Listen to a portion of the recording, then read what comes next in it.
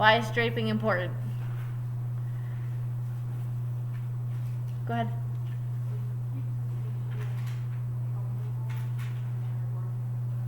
Okay, so it keeps them comfortable, and comfortable for many different reasons. So if it's cold, like it is today, draping can help keep them warm. But also, how many of you would love to just lay around in a PT clinic with parts of your body exposed? Depending on what the part of the body is, it may not be a big deal, like if it's an ankle, but if it's a more sensitive area, are you going to be very comfortable, for example, with your butt cheek exposed? Potentially not. So it's going to make it comfortable for a variety of different reasons. It's going to also help protect our patients from a modesty, dignity standpoint. But we oftentimes also use draping to help protect other areas of the skin. So let's say somebody already has issues with a wound that's not healing. If we're doing certain techniques in and around that area, we may need to protect that area so that it doesn't have more issues. Also, that we don't start issues in other areas that maybe don't have issues. There's also times we're going to be using things like ultrasound gel. How many of you are familiar with ultrasound gel? A couple people. If you're not, this is what we refill the gel from, so we don't just take this. But this is ultrasound gel, and while it is water-based and will not stay in our patient's clothes, if I went to therapy before I went into work, would I want to walk into work with this goopy gel all over my clothes? No. So it also can help to protect our patients' clothing, their hair, all those different surfaces that they wouldn't necessarily want things like ultrasound gel or other things that we're using all over them. So when we're thinking about draping, we want to make sure we're maximizing the ability to access whatever area it is that we're trying to access, but also taking into consideration what may or may not help the patient feel safe. So if we know that our patient has a history of something like physical abuse or any type of abuse, draping oftentimes can be a very sensitive subject. So you need to take that into consideration. Oftentimes, if somebody has that type of history, if they have any type of cultural beliefs or societal beliefs that make it hard for them maybe to expose certain areas of the body, it's often a good idea to have somebody of the opposite, if you are of the opposite sex of that patient, to have somebody of that same sex either treat the patient or to be present in the room. So for example, if you're a male and you're treating a female, it might make the person more comfortable if they see a female therapist or if a female is present, and vice versa. It's never a bad idea to ask regardless if somebody would feel more comfortable, especially if you are exposing certain areas that are a little bit more sensitive than others. You want to make sure you're providing your patient with whatever draping materials they need. So if you need to have them get into a gown, make sure you're giving them a clean gown and explaining to them exactly how you want them to put it on. So maybe you're going to say, okay, could you take your shirt off, put this gown on with the opening in the front? Or if they need to remove parts of some of their clothing but not all of it, say what it is that they need to have done, and just make sure you're giving them enough to cover that area adequately and telling them what they need. So what we're going to do is you're going to get together with your partner. I hope you brought your glasses with you. We do not have enough face shields for everybody yet, so you do need to try to wear your lab goggles. I know they're not necessarily the easiest to wear and most fashion forward, but we're going to try them out. And we are going to go into the back room. There's a gray cabinet in the corner to the right, and in there's sheets, there's towels, things like that. So for each group you need a sheet and probably one of the larger towels, or grab two of larger towels. And I'm going to give you some different scenarios that you're going to practice draping your patient with. So you'll pick a plinth that doesn't have anything on it, and I'll give you a position in an area that I want you to expose, and based off what you read, you're going to try to position that person in the best way to expose that area. Okay? So, goggles on, grab the materials, get together with your partner, and then we will go from there. your towel on top, what is it protecting or doing? What's that? Covering her upper back. But is it protecting her clothing at all? No. So, again, move if you can't see me and fix your patients as needed. I'm going to wrap the whole way around because if you haven't ever worked with ultrasound gel, we're just going to keep using that as an example. But if you were working, let's say, with like saline, it would go even crazier. But ultrasound gel will just go everywhere. So you want to wrap that the whole way. The other thing is, the bottom one here is not protecting her clothing either. So we're going to wrap the whole way around, exposing the area that we need to. And now I have access, and if I'm doing an ultrasound, the gel gets everywhere, I'm not so worried about the clothes. Okay? So make sure yours look like this, but then also step to the side, because for example, if you just look from the top here at Mercedes, it looks like she's really well exposed. However, if you look at the side, you can see some of her t-shirt there on the bottom, which would get stuff all over. Okay, so check your patient, make any fixes, and then we're going to switch.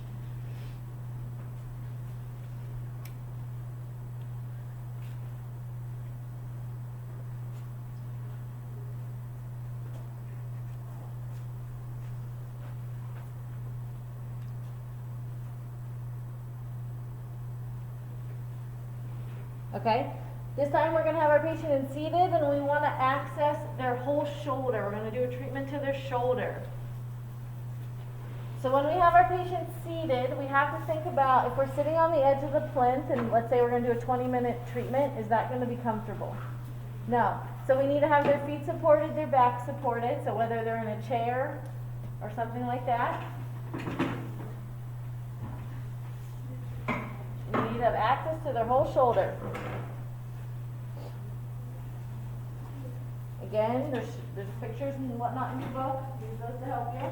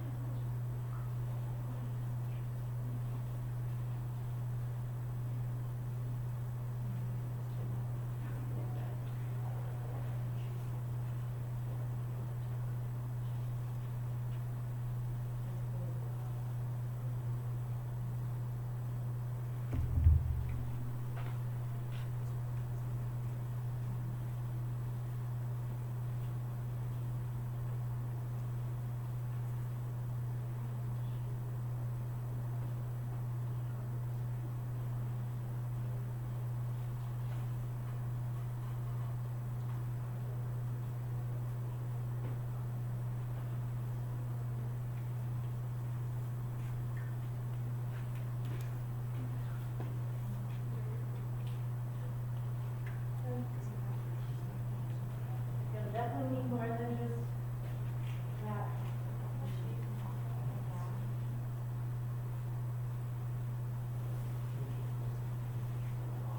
So something else to consider when you're working with someone's shoulder, not only do you want them seated, but then you want them seated so that the arm that you're working on is supported on the table.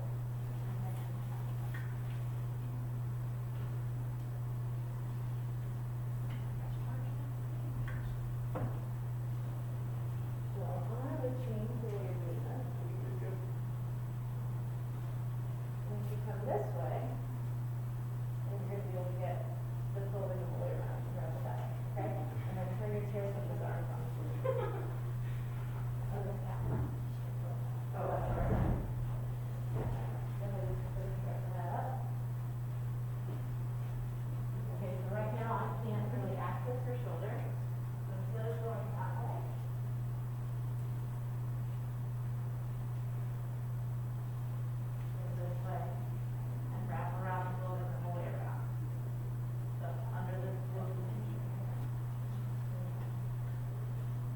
so all of her clothing underneath is exposed, so you can leave it the way it is, but you're gonna wanna wrap underneath and so you can just do it this way. And wrap.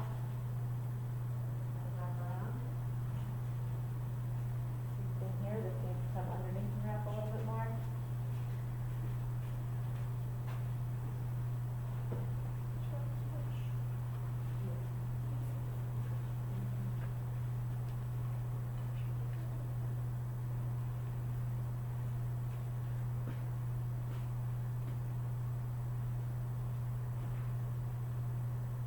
Okay. Alright, we're going to do one more. Go ahead and switch. You're going to have your patient seated and you're going to do the treatment area of their neck.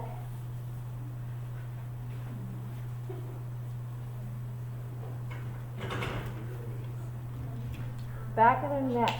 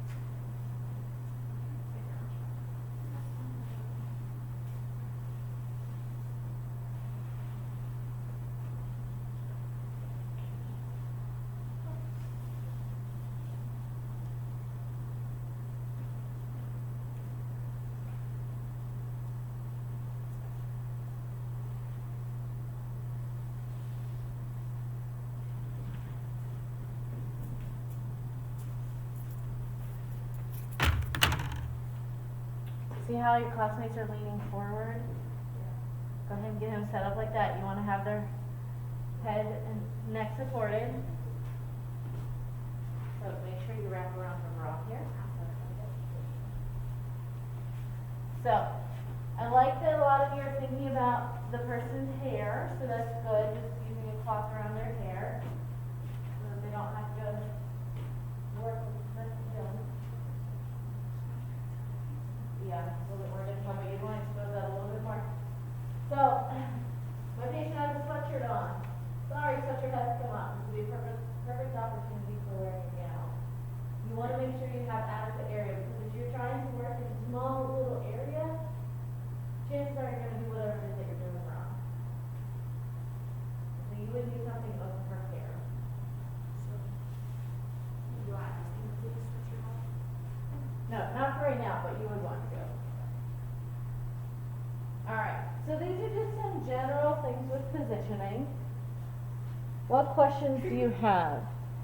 Or, I'm sorry, with draping, not positioning. Draping. Any questions? You're not going to have a competency on, you can go ahead and sit up and get undraped. You're not going to have a competency on that on this semester. Next semester when you move to modalities, you're going to spend a lot more time thinking and talking about this, because it is going to be important, especially as you're doing things like ultrasound and e-stim and ice and hot packs, that you're positioning the person correctly and draping them correctly to protect them. So, all of your laundry, don't feel like you got to fold it up because it's just going to go in the wash. Just bring it on up and throw it in this basket on the floor here in the front, and then we're going to move on to positioning. So we're going to come over to this table here. I actually have a question. Sure. When they are laid down, like, and you have to expose like this position, what's the best way to keep them comfortable? You mean when like- because they're kind of like, it looks in the picture like they're kind of like this, and I don't think it would be very comfortable. So it looks like that, but so we'll go over positioning now, and we'll talk about the proper positioning. because you wouldn't want to have them twisted like that, so they're going to be on the side. So yes, we're going to do that now. So let's go on over here to this table. And we're going to talk about correct positioning. Go on over. So when we think about positioning, we have to think about what are our goals of positioning. Are we doing positioning for short term, which is going to be 30 minutes or less? When we think about short-term positioning, our number one goal is always going to be patient safety, but we're not necessarily always thinking about patient comfort. We want them to be comfortable and relaxed so we can do what we need to do, but they're not going to be staying in that position for any, significant length of time. So we don't have to like prop them on all these pillows and make them super comfortable. So, for example, when we're leaning forward, that's comfortable enough, it exposes the area. We're not worried about pressure so much in short-term positioning because we know we're going to move them out of that position. So that's short-term positioning. You're going to spend a lot of time on that next semester in physical agents. We're going to talk a little bit about long-term positioning now. This is any time we're going to be in a position longer than 30 minutes. Patient safety is always number one. And then we start thinking about how the patient is going to be from a comfort perspective, as well as how we are offloading the areas of their body that are more prone to having pressure-related problems. When we think about long-term positioning, the patient's going to be in that position for quite a length of time, so maybe it's sleeping through the night, or if they're napping during the day, if they're sitting in a wheelchair throughout the majority of the day, that's when we're thinking about long-term. So some things we want to avoid are going to be pressure sores, which are also called bed sores, they're called decubitus ulcers. This is whenever we have pressure, specifically over a bony landmark, for a prolonged period of time, that it actually breaks down the skin and creates a wound over that area. We do not want to be the reason why somebody gets a wound because we did not position somebody correctly. We also want to avoid things like contractures. Contractures are going to occur anytime somebody is positioned in a specific position without stretching, and it's generally a flexed position. So if I'm sitting in a wheelchair day in and day out, I'm not stretching my hamstrings, which run across the back of my legs. So whenever I go to stand up, if I'm standing up, it's no wonder why a lot of our patients look like this with their knees bent. They can't straighten them because what happens is that muscle adaptively shortens to that position and will not stretch further. Now, contractures can be reversed, but it takes a lot of therapy to do it. It's much easier to prevent them than to fix them once they've already occurred. So my patients that sit in their recliners all day long, all bent up like this, when they stand up, they look like they're recliner and standing, and I call that recliner body because they literally mimic their recliner. We want to avoid having that happen. We want to keep the spinal alignment as natural and as best as we can. So we don't want to have them in like weird, bent, twisted positions. So think about the spinal curves and how they naturally are, like we talked about 2 weeks ago. And we want to have our patients assume that same alignment to protect their spine, to decrease the risk of injury, but also because it's just much more comfortable than getting yourself in a weird position.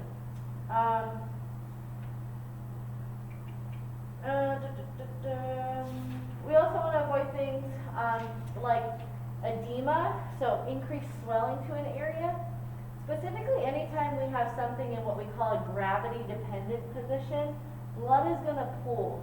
So if I'm sitting in a wheelchair all day with my legs down, it's no wonder by the end of the day my feet are blown up like little balloons. Or if I sleep and my arm is off the bed, the blood is going to pool down in my hand, and gravity is going to help do that. So I'm going to end up with swelling, which we want to avoid. Anytime we have somebody in one position for a prolonged period of time, they're at increased risk of all those issues. They're also at increased risk of getting things like blood clots. We prevent blood clots by moving around throughout the day. So being in one position increases our risk for that. We also increase our risk for things like pneumonia because we're not getting upright, we're not expanding our rib cage if we're staying in one spot. So we want to limit our chances of that. With positioning, every 2 hours, the person must be repositioned. After 2 hours. Now, we are not necessarily always the people that are going to be coming in and repositioning repositioning them. However, it is our duty to make sure our patients understand that they need to be repositioned every 2 hours, as well as the caregivers and the people that are working with them. So if I'm working in a hospital and I know I have somebody that's spending the majority of their day in bed and night, I want to make sure I get with nursing and say, hey, what is our positioning schedule? And so maybe right now they're on their back, and at 2 o'clock, let's say it's noon, so let's say 2 o'clock they need to move to their left. And at 4 o'clock, they go back to their back. And at 6 o'clock, they go on to their right. If you're working, let's say, in home care, it is definitely your duty to make sure your patient and their caregivers are following that schedule. So it just depends on the setting that you're working in, whether you're working, let's say, with nursing or caregivers, but just making sure that everybody is aware that every 2 hours we need to change position. By doing that, we change the way the pressure is distributed through the body, we get the blood flowing a little bit, we get them moving just a little bit. So, every 2 hours. If the person is in sitting, every 15 minutes, they need to do a position change. That doesn't mean they need to stand up and like reposition themselves. If they're not able to, let's say you have somebody who has a spinal cord injury. But every 15 minutes, they need to either lean forward or to the side. So, some sort of change, just changing the way the pressure is affecting under where they're sitting. So 15 minutes of sitting, 2 hours, and laying down, and any type of laying down. What we're going to do now is I'm going to show you a position. So we're going to go supine, laying on our back, prone, laying on our stomach, and sideline. And as we get into that position, we're going to think about the different bony surfaces that are at increased risk of breakdown, and we're going to talk about them as we go through, okay? So can I have a patient who is willing to come lay down on their back? Okay, go ahead and lay down flat. All right, so my patient is laying in supine, and you can just kind of move towards the middle, just a hair for me. All right, so we're going to start at the head and work our way down, and I want you to think about bony surfaces that are coming into contact with the bed and are at increased risk of pressure. So start at the head. What do you think? Back of the skull. Where else? Keep moving down the body. Shoulders, and specifically the shoulder blades, so your scapula. Where else?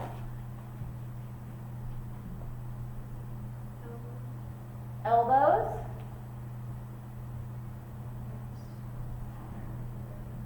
So her hips and her sacrum, so this whole general area here. Her hands. Depending on the individual, could the spinous process? Yep. We said the hips.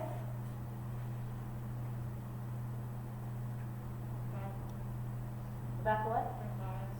Back of her thighs, potentially. It's not necessarily a bony prominence. Heels, definitely. So, you need to know those spots, because whenever we have your compliments, you will definitely be doing it. You'll be definitely telling me those. However, I'm going to also show you how we offload them. Anytime we add pillows or any type of cushioning, we have to think about, by doing this, are we decreasing the pressure or are we increasing the pressure? Because sometimes by adding something underneath it, you actually increase the pressure over that area because it's pushed up against it underneath it. So when we have somebody lay down, go ahead and sit up for me a little bit. Oftentimes, go ahead and lay back. If you sleep with 2 pillows, you might position your pillows like this. And that might be slightly comfortable, but in order to decrease the pressure through those areas, I'm going to actually have you stagger them the other way. So I'm going to place it so that her scapula kind of sits in this area, and then her head is here. So go ahead and lay back now. Now how's that feel? Much better. So scapula offloaded, neck offloaded, and keeps a good spinal alignment. Now, if I put a pillow under her spine, let's say to protect those spinous processes, am I going to be increasing or decreasing the pressure? Increasing. So this way that I have her now keeps good spinal alignment and decreases the pressure through the spine. Okay? Now at her elbows and hands here, if the person is comfortable like this is perfectly fine because you do have it slightly elevated, which takes the pressure off. But you can also, specifically when you have individuals that have increased swelling throughout their arms, prop their arms on a pillow. Now, think about the hips. If I put a pillow under the hips and the sacrum area, am I going to increase the pressure or decrease the pressure? Increase. Going down to the legs. Go ahead and lift your legs up. If I put a pillow here under her knees, go ahead and put it down. Is that comfortable? Not really. Not really?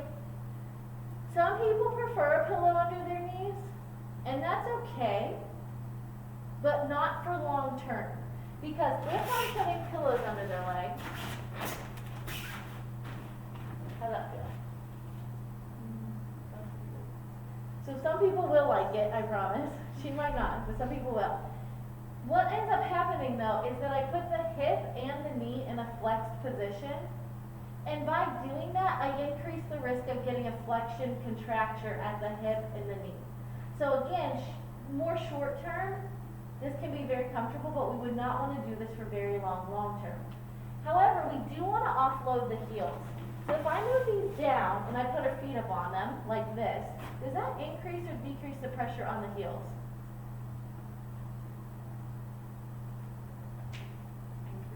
It's going to increase it. So what I'm going to do is I'm going to position my pillows so that the heels are hanging off.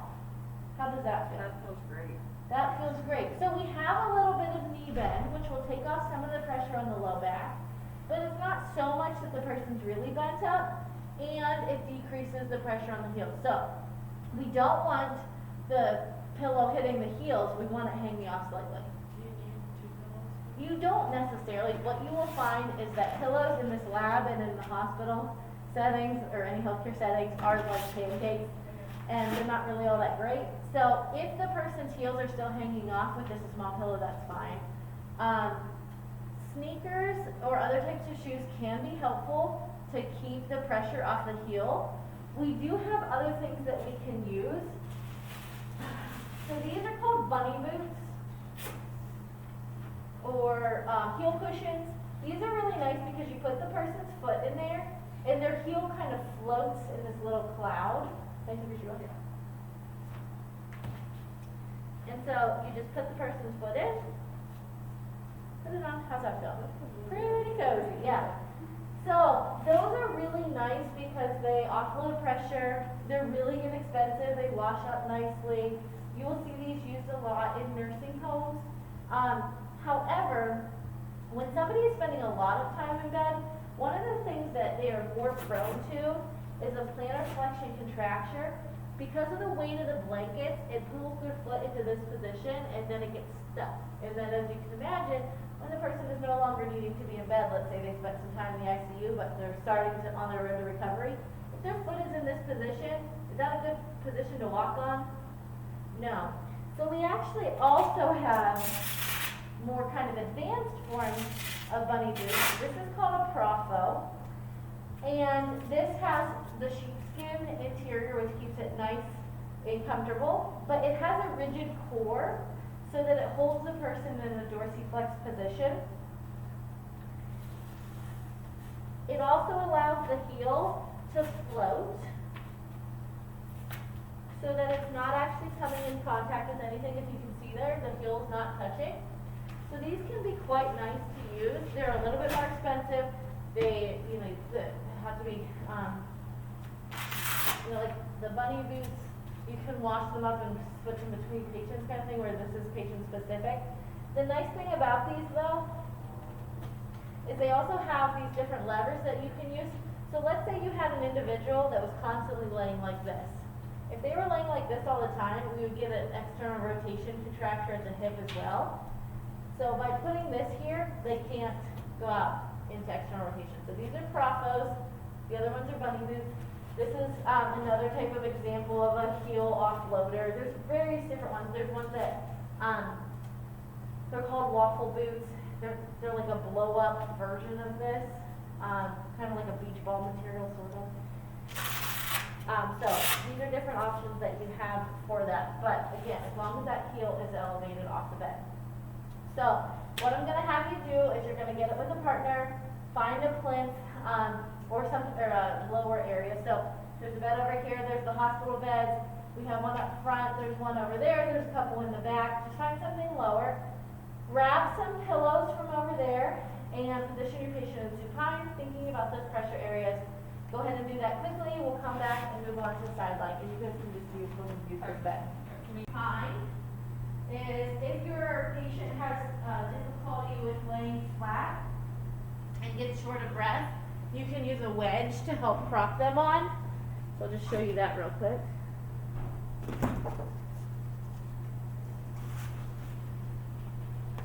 So there's various different sizes of wedges. So this is a bigger one. This would be a smaller one. So you need to find one that works best for what your patient needs are. Just be careful whenever you're thinking about a wedge because you actually change the angle slightly by flipping it. So if you need a different angle, you can do that. Whenever you do a wedge, you're going to put it up to their hips. Go ahead and lay back. Now, if I add too many pillows in this position, I'm going to take her out of spinal alignment. So generally just one position with the pillow, back to the back, sort of supporting the top of the scapula, and her head is going to be enough. So if they get short of breath laying flat, if they're having trouble laying flat for various reasons, the thing to remember with using a wedge though is that we do put the hips in a flexed position, so we do increase the risk of getting flexion contractures at the front of the hips, but wedges can be very handy when we need them. You can also raise the head of the bed if they have a bed that is possible. Okay, so moving on to prone, we're laying on our stomach. Go ahead and lay on your stomach for me. You can use a variety of different things. Some outpatient clinics have prone pillows. These make it nice to lay on the stomach if you need the person's head flat, like straight, not turned to the side. Obviously, if they're just laying without one, they need to have their head to the side so they can breathe. You can also use plinths like the one that Allie's sitting on that has the face cut out. So sometimes when you're doing treatments, let's say to the back of the spine and the neck, you need the person in good spinal alignment. So this comes in handy when you use these. You can just drape your towels around it so that the face doesn't stick to the material, but make sure you just leave a hole there for them to breathe. And there's actually little cutouts. They can put their hands underneath if they want. So this helps keep good spinal alignment again without having the head turned to the side. In this position, think about some areas up top here that are increased risk of pressure breakdown. Forehead. You can chime in with what you feel. My cheek. Cheeks.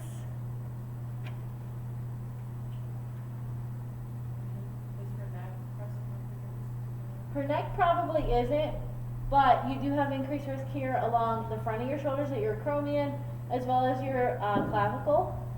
But we would never really use these for long-term positioning. It's generally short-term. Let's feel this from you. Prone is not necessarily a wonderful long-term position. However, there are times where prone is beneficial for a variety of different reasons. For example, if somebody has had if they've had an amputation, especially if it's above the knee, we really prefer prone to help prevent flexion contractures at the hips. So when we have somebody lay long-term prone, we want to give them a pillow, small pillow though. You would never want a nice big fluffy pillow for this, because if we use too much of a pillow, we take their spine out of alignment.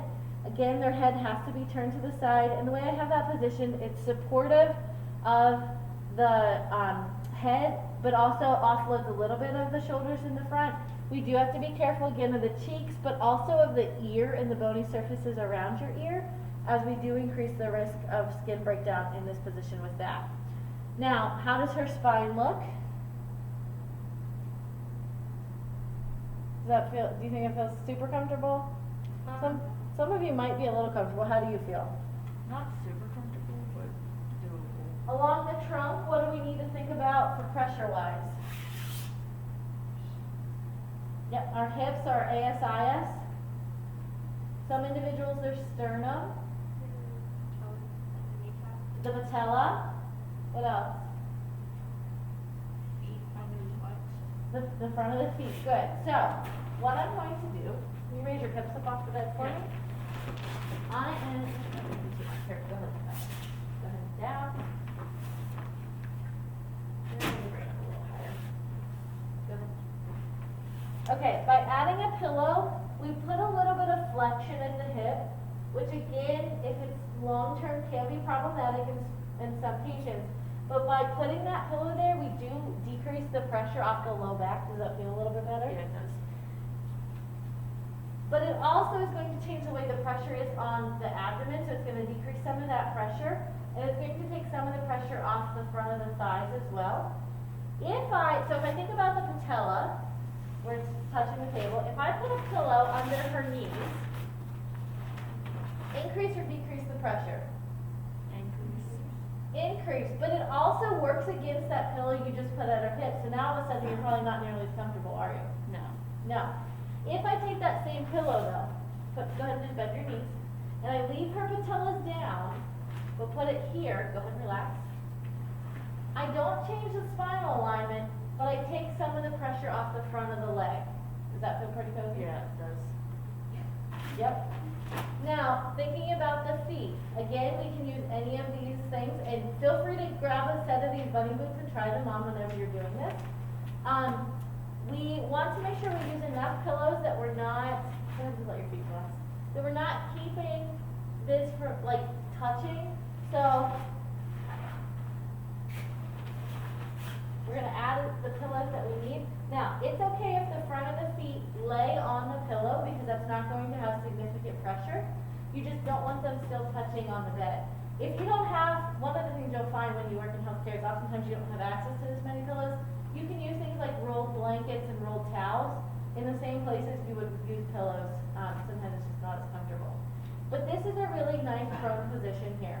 Now, she has her arms up like this. If that's comfortable for her, great. You can also have your arms to the side as well, with whatever the patient has, their comfort level is. Okay? So go ahead, back to your area, practice prone. And again, I have this prone pillow up here, so you can feel free to grab some towels and practice. Grab a couple of the small towels in the back at side lying.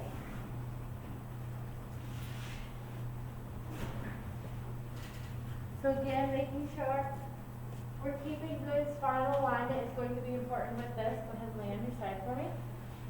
So when we're thinking about side lying, we have to be looking at, oftentimes if you go from the back it's much easier, but if you're looking at spinal alignment, and especially with your pillows, you have to be careful. So go ahead and pick it up for me. So if I put too many pillows, does that look comfortable? No, so we have to make sure we find the right thickness of pillow. Slightly fluffier. That was a little too flat.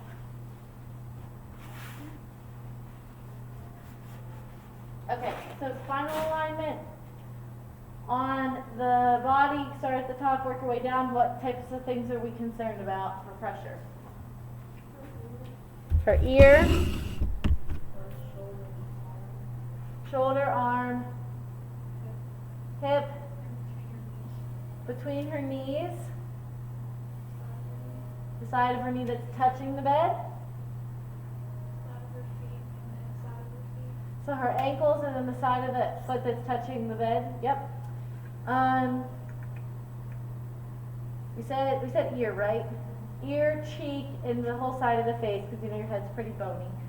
So we offset that with the pillow. If I put a pillow under her shoulder, am I going to increase or decrease the pressure? Increase, and I'm going to take her spinal alignment out of whack. What about at the hip? Increase or decrease the pressure if I put it under her hip? Increase. Yep. So one of the things that we can do is we can pull the shoulder. Oops, let me pull your shoulder forward. Just pull their shoulder forward a little bit so that they're not laying right on that tip of it. We can also have our patient, if it's comfortable for them, hug the pillow if we're having them lean a little bit more forward. for between the knees here, one of the things, so we want to avoid everything touching, but we also in this position long term put a lot of stress on the ligaments and muscles that go on this side of the hip. So we're going to put a pillow between their knees. And when we do this, we want to look to see, oops, sorry. See what's comfortable for them. You don't want their legs too far apart, but if you don't put enough of a pillow, sometimes it's not as comfortable. Is two more comfortable than one? Yeah. Okay. So here, we have the feet not touching already because of this pillow, but this is dangling in a position where it might be at an increased risk of swelling. So I would also just put one, extend it, and put one here between her feet. I would not put one under her leg there, because even though we know pressure is an increased risk here, we don't want to put an extra pillow there and then increase the pressure even more. Okay? So I can have her leaning forward like this in sideline, but I could also, this is harder on these slippery tables with slippery pillows. On a bed with sheets and a pillow with sheets, it stays a little bit better. You can also use a blanket roll. Go ahead and lean forward for me. Have the patient lean forward. And if you stuck some pillows behind them, go ahead and lean back now. And you can have them roll backwards while still being on their side. And that changes the pressure as well. So forward roll, or forward leaning a little bit, or turn backwards as well. Okay? Go ahead and practice sideline. Before we move on, we do have some patient populations that we have to be a little bit more careful with, or have different restrictions in place with. So for a patient that has had a total hip arthroplasty, which is a total hip replacement, there are 3 hip precautions that we will always follow if they've had a posterior lateral approach. Now on Canvas I have a little handout posted that has these precautions. These are things that you need to know like the back of your hand. You have to just be able to tell me what they are, you have to be able to tell your patients what they are, and you also have to make sure that they do not do these things. Any one of these movements, if they do it alone, oftentimes is not a massive deal. However, if they do a combination of these movements together, they are at significant increased risk of dislocating their new hip, which we do not want. Oftentimes they have to go in and surgically relocate it, so we do not want to have that happen. In order to avoid that when our individual is in bed, we use what's called a hip abduction pillow, hip abduction pillow, which holds the legs apart. It also helps keep them from doing the 3 things that they're not supposed to do. So, number 1, no bending at the hip or flexing at the hip greater than 90 degrees, which means if I'm standing up, I'm not bending over greater than 90 degrees. If I'm sitting, I'm not sitting in a position that puts the hip, less than 90 degrees. And I'm not bending forward here. So 90 degrees or bigger, the person needs to keep their hips out, okay? They are not allowed to adduct their hip past neutral. So standing like this is neutral. If they go into this position or cross their legs, that's going to be adducting their hip. If you lay on your side, your hips go into an adducted position.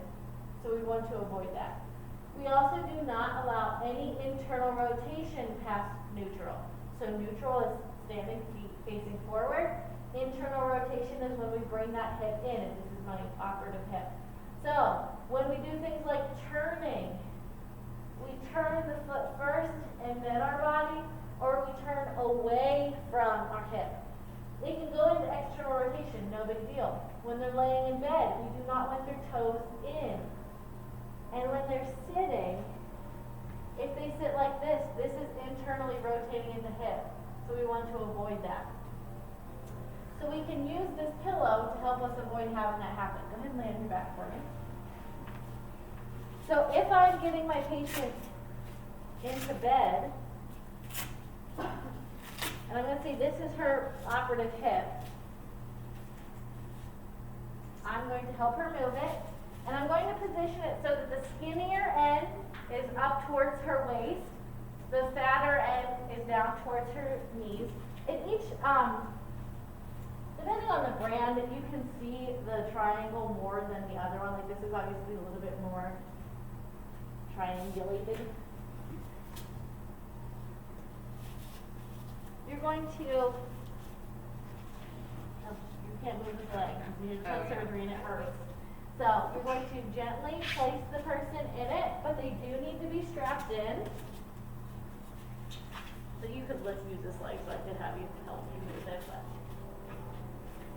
anytime they are in bed, they're going to go into their abduction pillow. Now,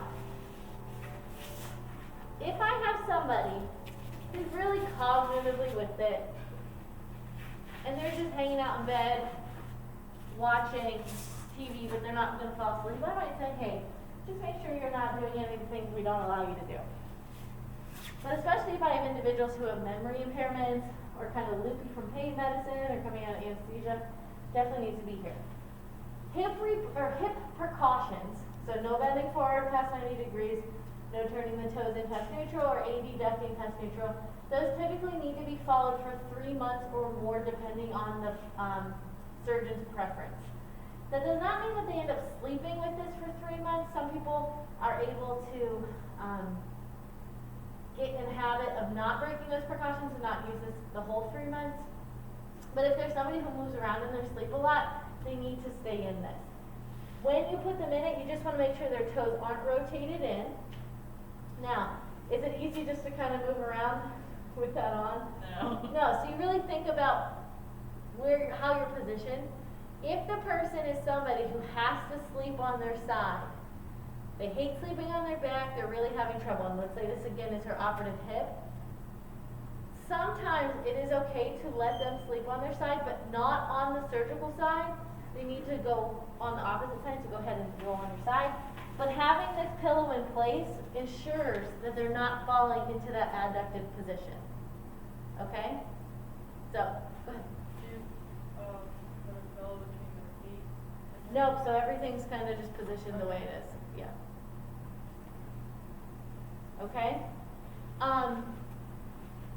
Oftentimes, again, depending on the brand, you'll notice this one, the bottom part is still attached. If somebody has really long legs, you want to leave that attached because it'll help support their legs. If they don't, this part here can just get tossed, but it's also really handy if you have somebody who likes to cross their legs and sitting. You can just put this between their knees and it can be a really good reminder of what they need to avoid doing. So I've got 4 here, and I think there's more than 4 groups, but just go ahead and grab one of these and take a minute and practice putting it on. Yep. Talked about positioning. You're going to need to make sure you practice those positions because you will be getting tested on those. So, after lab today, you might need to take notes down. When you're practicing, you might want to take some pictures. Today is actually being recorded because one of your classmates can't be here, so I will post that so you can go back and watch it. I'm hoping I can edit out all the practice times so it's not as long in certain areas, but you do need to make sure you practice those. We're going to move on to bed mobility now. And so bed mobility is oftentimes one of our first times we can get the patient up and moving, especially if we have somebody that's a little bit more deconditioned. And it's a good opportunity to see how someone's moving, to see how they're functioning, and start working on getting them towards an increased level of independence. Before we actually get somebody up out of bed, there's a couple different things that we can do with them, like scooting in different positions within bed. So we talked about supine, we talked about prone, we talked about side lying. Go ahead and lay on the back for me. Some other positions we have are called hook lying. So in hook lying, we have our patient's knees bent up. So if I say hook lying position, this is what we're talking about. We use hook lying to assume a bridging position, which is bringing the hips up off the bed. Go ahead and bridge up. And this is really helpful for moving around in the bed. So, go ahead and put that down there. So let's say I have a person, go ahead and scooch towards the bottom of the bed, who's in their bed, the pillow's up here, they're squished down at the bottom. Go ahead and bring it down. like. That's fine. This happens quite a lot in hospital beds because people will have the head of their bed raised up and then they slide down towards the bottom. You walk in the room and they're like scrunched down the bottom and say, okay, let's get positioned a little better before we start doing whatever it is we're gonna do. So, in that instance, we need to scoot up or down. So what I'm going to do is I'll help my patient. Now, you all are able-bodied individuals. It is going to be very hard for you to let your partner practice on you as if they're a therapist and you're a patient. It's also going to be very hard when you're practicing as the therapist to start providing enough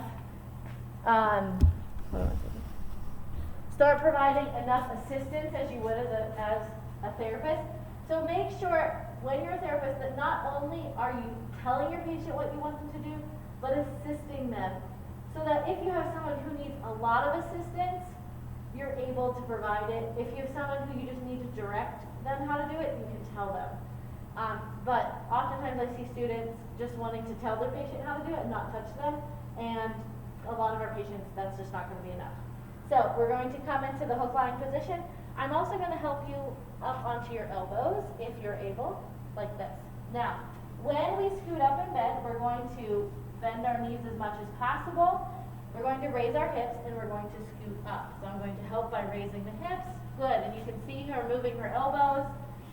And we're just going to do a step by step to where we need to be. So go ahead and lay back down. So she was actually able to do a lot more. I may even have to help my patient move their elbows back. And then scooting down would be the same thing. If possible, come onto your elbows. We're going to lift bring your feet down just a little bit. Lift your hips up and come towards your feet. And step by step where we need to go. Let's say our individual is too far on one side versus the other. Go ahead and lay back down. I'm going to use the hook lying position and we can position their feet over. Step by step, take the hips. And then, if you're able to come on your elbows and bring your body over as well.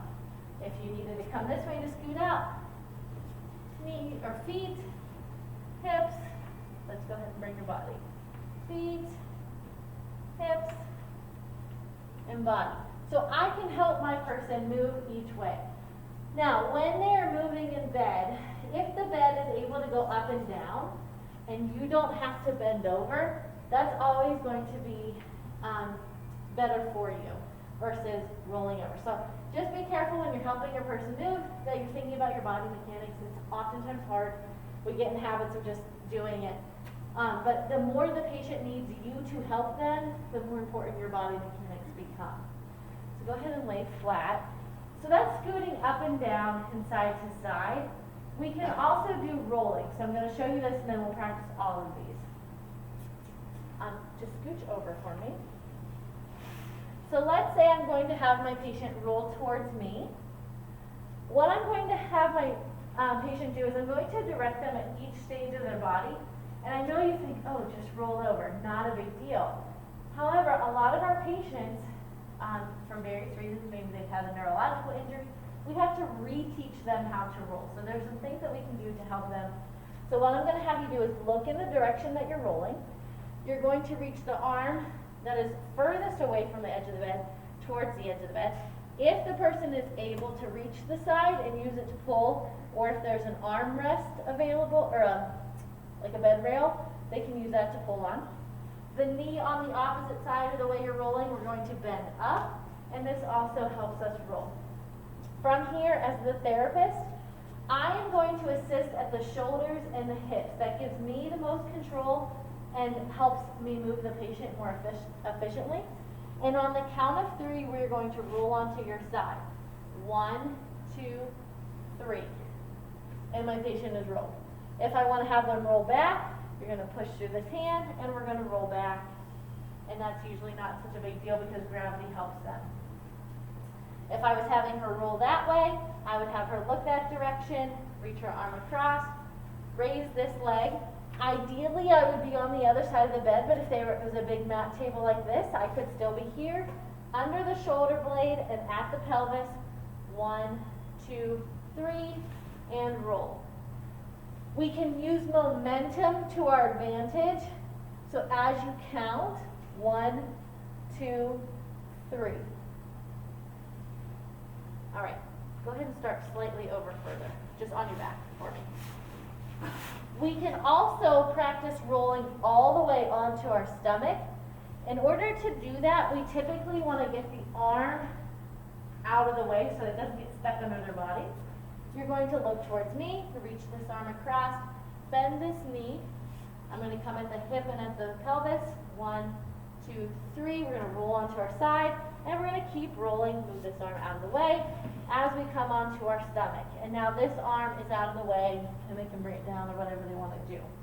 In order to roll back, you're going to turn your head towards me. You're going to push here. We're going to push with this leg, push down, and you're going to bring your hip up, and we're going to come onto our side and keep pushing all the way back. Okay? So we're going to scoot up and down in bed using the hook line and bridging.